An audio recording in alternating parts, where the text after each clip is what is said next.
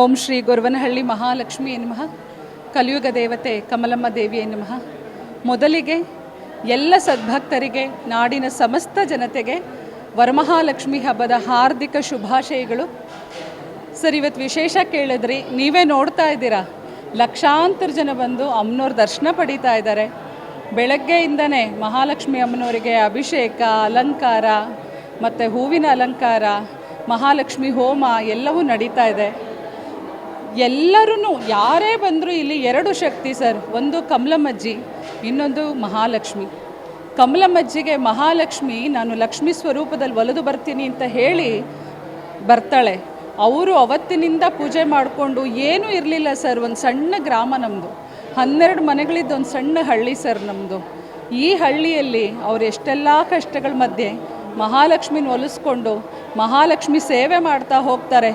ನೀವೇ ನೋಡ್ತಾ ಇದ್ದೀರಾ ಸರ್, ಲಕ್ಷ್ಮೀ ದರ್ಶನ ಮಾಡಿದವ್ರು ಯಾರೂ ಅಜ್ಜಿ ದರ್ಶನ ಮಾಡದೆ ಹೋಗಲ್ಲ.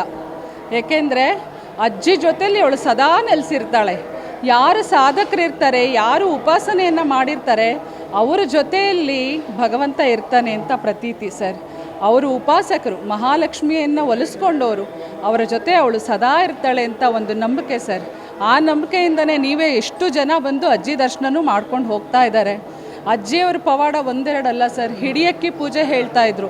ಅಂದರೆ ಒಂದು ಹಿಡಿ ಅಕ್ಕಿಯನ್ನು, ಜಾಸ್ತಿ ಕಷ್ಟದ್ದು ಯಾವುದು ಪೂಜೆ ಇಲ್ಲ ಸರ್. ಒಂದೇ ಒಂದು ಹಿಡಿ ಅಕ್ಕಿ ತೊಗೊಂಡು ಲಕ್ಷ್ಮೀ ನಿನ್ನ ದಯೆ ಅಂತ ಹೇಳಿ ತೆಗೆದಿಡ್ತಾ ಬಂದರೆ ಅವ್ರಿಗೆ ಏನೇ ಹರಕೆ ಇದ್ದರೂ ಅದು ಪೂರೈಸುತ್ತೆ ಸರ್.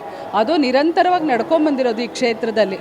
ಮತ್ತು ಮದುವೆ ಆಗದೆ ಇದ್ದವ್ರಿಗೆ ಅಜ್ಜಿ ಕರಿಮಣಿ ಕೊಡ್ತಾಯಿದ್ರು. ಇವತ್ತು ಕೂಡ ಅಜ್ಜಿಯವ್ರ ಬೃಂದಾವನದಲ್ಲಿ ಕರಿಮಣಿಯನ್ನು ಕೊಡ್ತೀವಿ.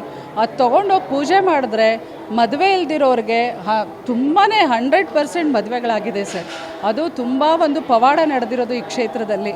ಮತ್ತು ಮಕ್ಕಳಿಲ್ದವ್ರಿಗೆ ಸಂತಾನಕ್ಕಾಗಿ ಪೂಜೆ ಹೇಳ್ತೀವಿ ಸರ್. ಇಲ್ಲಿ ಬಂದರೆ ಅಜ್ಜಿ ಬೃಂದಾವನದಲ್ಲಿ ಆ ಪೂಜೆಯನ್ನು ಮಾಡಿದ್ರೆ ಮಕ್ಕಳ ಫಲ ಸಿಗತ್ತೆ. ಏಕೆಂದರೆ ಮನುಷ್ಯನಿಗೆ ಇನ್ನೇನು ಸರ್, ಧನ ಧಾನ್ಯ, ಸಂತಾನ, ಅಭಿವೃದ್ಧಿ ಇಷ್ಟೇ ಬೇಕಿರೋದು. ಆಯುರ, ಆರೋಗ್ಯ, ಆಯಸ್ಸು, ಒಂದು ಸುಖ, ಶಾಂತಿ, ನೆಮ್ಮದಿ ಅದೆಲ್ಲವನ್ನು ಕೊಡುವಂತಹ ಒಂದು ಕ್ಷೇತ್ರ ಇದು ಸರ್. ಪವಾಡ ಕ್ಷೇತ್ರ ಅಂತಲೇ ಹೇಳ್ಬೋದು ಸರ್. ಕರ್ನಾಟಕದ ಕೊಲ್ಹಾಪುರ ಅಂತ ಹೇಳಿ ಕರೆಸ್ಕೊಳ್ತಾ ಇದೆ ಇವತ್ತು ನಮ್ಮ ಗೊರವನಹಳ್ಳಿ. ನಾವೇ ನಂಬೋಕ್ಕಾಗಲ್ಲ ಸರ್. ನಾವು ಸಣ್ಣವರಿದ್ದಾಗ ನಾವು ಕನಸು ಮನಸ್ಸಲ್ಲೂ ಈ ಕ್ಷೇತ್ರ ಇವತ್ತಿಷ್ಟು ಬೆಳೀಬಹುದು ಅಂತ ನಮಗೂ ಗೊತ್ತಿರಲಿಲ್ಲ. ದಿನಕ್ರಮೇಣ ಅವಳ ಪವಾಡಗಳು ನಡೆದಂತೆಲ್ಲ ಕ್ಷೇತ್ರ ಬೆಳೀತಾ ಹೋಯಿತು. ನನ್ನ ತಂದೆ ಶ್ರೀಯುತ ಪ್ರಸನ್ನ ಕುಮಾರ್ ಅವರು 50 ವರ್ಷ ಕಾಲ ಅವಳ ಸೇವೆಯನ್ನು ಮಾಡಿದ್ರು. ಈಗ 3 ವರ್ಷದ ಹಿಂದೆ ಅವರು ಕೂಡ ನಾರಾಯಣ ಸಾಯುಜ್ಯವನ್ನು ಸೇರಿದ್ರು. ಅವರೆಲ್ಲರ ಶ್ರಮದ ಫಲ ಇವತ್ತು ಕ್ಷೇತ್ರ ಈ ಮಟ್ಟಿಗೆ ಬೆಳೆದು ನಿಂತಿದೆ. ಇವತ್ತು ಎಲ್ಲವೂ ಅಚ್ಚುಕಟ್ಟಾಗಿ ನಡ್ಕೊಂಡು ಹೋಗ್ತಾ ಇದೆ ಸರ್.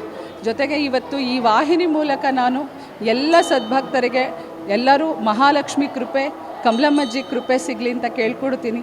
ಎಲ್ಲರಿಗೂ ಒಳ್ಳೆಯದಾಗಲಿ ಸರ್. ಧನ್ಯವಾದ.